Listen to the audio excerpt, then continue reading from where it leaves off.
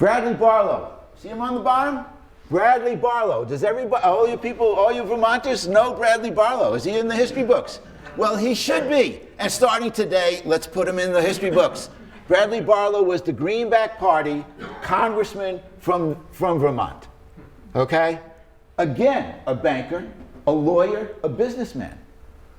A guy who made plenty of money, was very wealthy. St. Albans, he was born in Westford, but his house, you know, and his company and his bank are all from St. Albans. Bradley Barlow, another guy I'm dedicating this talk to, okay? You got the guy who created them, you got the guy who was the Greenback Party guy. Now we're already back to, I'm sorry, I thought we had the year. Yeah, this was this 46th Congress, March, through March of 1881. We had two Mainers, one Vermonter, Bradley Barlow. Way to go, Bradley Barlow. I'm here to tell you that I appreciate it. If nobody else does, I'm here to say that I appreciate Bradley Barlow. We need more like Bradley Barlow in Congress. I'd like to think Bernie Sanders would be another Bradley Barlow. I like to think that the other two gentlemen that we have in Washington would also like to be like Bradley Barlow. But the point here is this. This period after the Civil War, you know, in Stephen Zarlenga's book, he writes about this period, and it gets, you know, up till the turn of the century. He says, this was the period when it was all happening.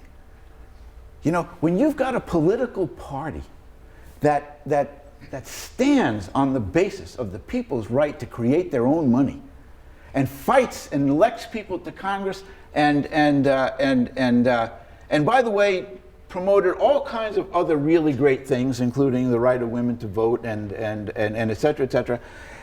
But you know what really happened to the Greenback Party is that it had that core function of public money, which that's what I call it, public money, and it had all these other things, and little by little, the other parties started to whittle away at the other planks in the Greenback Party platform. And the Populist Party, the Independent Party, the Democratic Party, quite frankly, took on the planks that were part of the Greenback Party. And let's see, you got one party that doesn't want the banks to have any power to create any money and therefore control the economy. That's the Greenback Party. And you got all the other parties who want to do great things for labor and great things for the economy and great things for farmers and great things for people.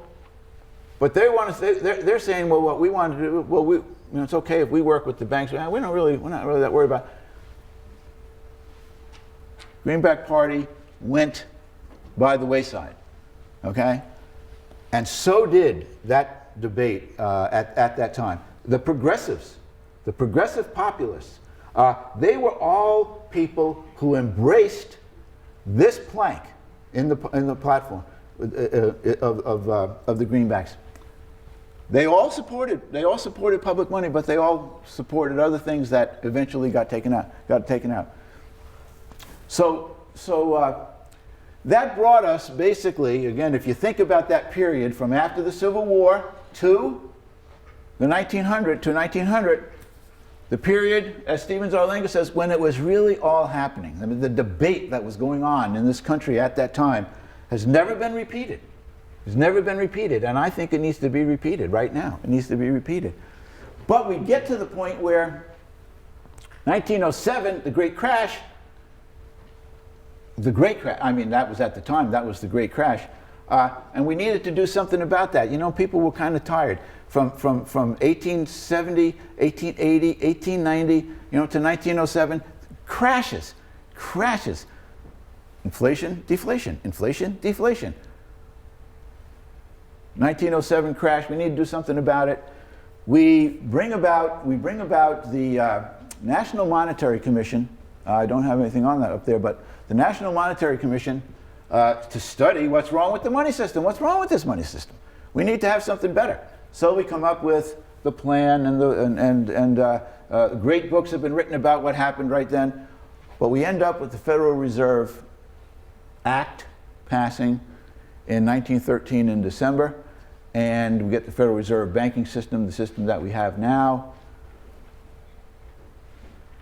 A private monopoly money franchise.